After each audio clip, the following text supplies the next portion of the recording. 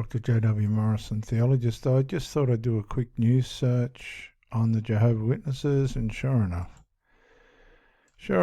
first thing, former Jehovah Witness elder found guilty of sexually abusing 3 innocent children. Story by Grace Miller. There's a picture of the pedophile. Former Jehovah Witness elder found guilty of sexually abusing 3 children. A former Jehovah Witness elder was found guilty Wednesday of sexually abusing 3 children in Lancaster. According to the Pennsylvania's Office of the Attorney General, Norman Aviles Garriga, 45, pleaded guilty to 12 charges related to the abuse, which took place between 1999 and 2003 in Lancaster City. 2 of the victims reportedly disclosed the abuse to Jehovah Witness leaders. The office said that while meeting with elders, Aviles Garriga called the victims demons and used his leadership position to delay their baptisms in retaliation. So he was a very manipulative man, evil man. According to testimony, this elder had been expelled from the church for months before he was eventually allowed back. The abuse was later disclosed by the victims to counsellors because the Jehovah Witness elders won't call the police. The office reported and charges were filed against Aviles Garriga in 2023. After the guilty verdict on Wednesday, Aviles Garriga was taken into custody and denied bail.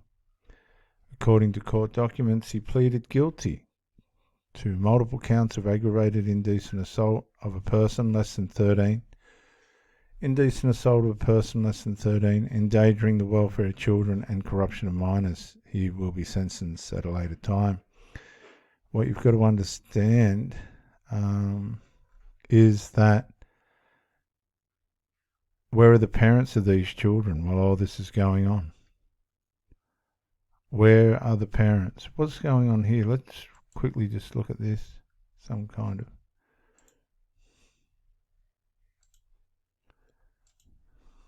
We'll play that. This must be some kind Annual Jehovah's Witness Convention in Evansville kicks off at Ford Center. The event began today and is expected to bring in 80,000 people to the downtown area. The convention features Bible-based talks, presentations, and interviews.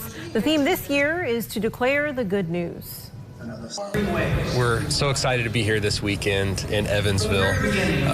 No, they're all criminals. I'm not even going to listen to that. Okay, so there you go. And some other news. This is that same guy, Jehovah Witness Convention. Ukraine becomes first Jehovah Witness to face escalated persecution in Russian prison. This is the big news, this bloke here.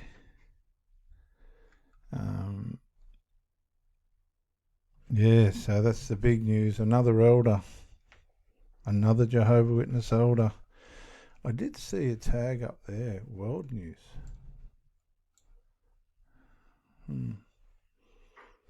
Another Jehovah Witness elder bites the dust.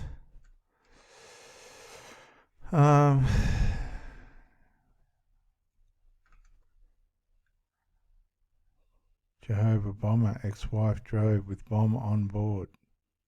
Okay, let's look at this. You've only got to just put in Jehovah Witnesses and you get it. Jehovah bomber. We don't want that. What's that? What's that?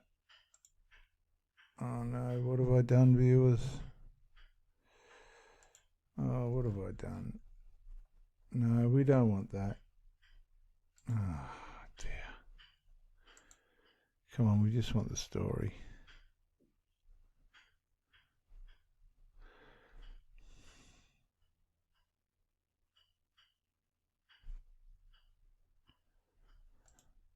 Right. Okay, so we've got Jehovah bomber, ex-wife drove with bomb on board. Let's have a look. While a Styrian man, 55, who had targeted Jehovah Witnesses with 2 bomb attacks, was in custody, his former wife was still in absolute mortal danger for days. A huge mishap in the investigation has now come to light because the explosive device was not lost. The bomber who terrified the Jehovah Witnesses community in Styria for a long time has been caught.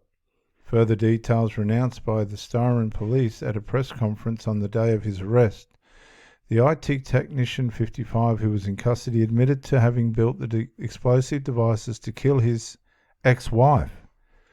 He's probably been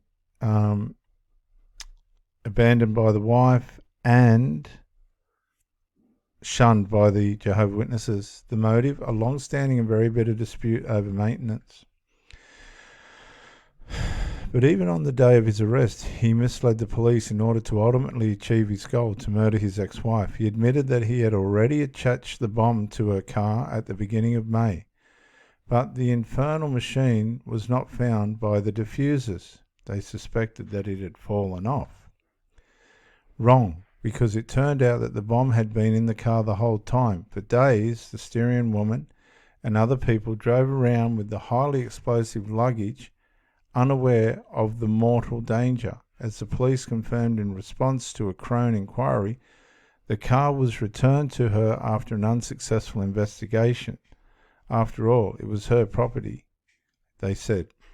The state security investigators are unwilling to say how the bomber's DNA was finally found and how it could be matched to him. The suspected bomber was allegedly a blank slate until the crime was committed. It is also unclear how the bombs were detonated. Did the perpetrator have a remote detonator, or would they have reacted to vibrations? And how did he build them? Did he obtain a blueprint online? After all, the bomb that was deposited near the Kingdom Hall had mega explosive power and would have claimed many lives if it had not been diffused. Many questions remain unanswered. This article has been automatically translated. Wow, the Jehovah Witnesses. Never a moment without some drama.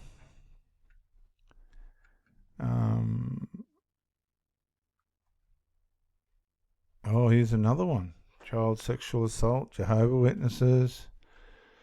Charges held against Lower Burrell man in connection with Jehovah Witnesses child sexual assault probe. A Lower Burrell man who authorities say was part of a statewide probe of sexual abuse among the Jehovah Witnesses community will face charges in Westmoreland County Court. The State Attorney's General Office charged Ronald W. Mango, 69, on April 2nd with 3 felony counts of aggravated indecent assault, 3 misdemeanor counts of indecent assault, and misdemeanor counts of endangering the welfare of children and corruption of minors. So there you go. Another Jehovah Witness sexual abuse claim. My sick mum refused blood transfusions based on Jehovah Witnesses beliefs. That's correct. They'll let you die. And these are probably Jehovah Witnesses that have died. Oh well, guys, that's the latest from me on the Jehovah Witnesses. There really is no good news with the Jehovah Witnesses. I'm Reverend Dr. J.W. Morrison, and I'm out.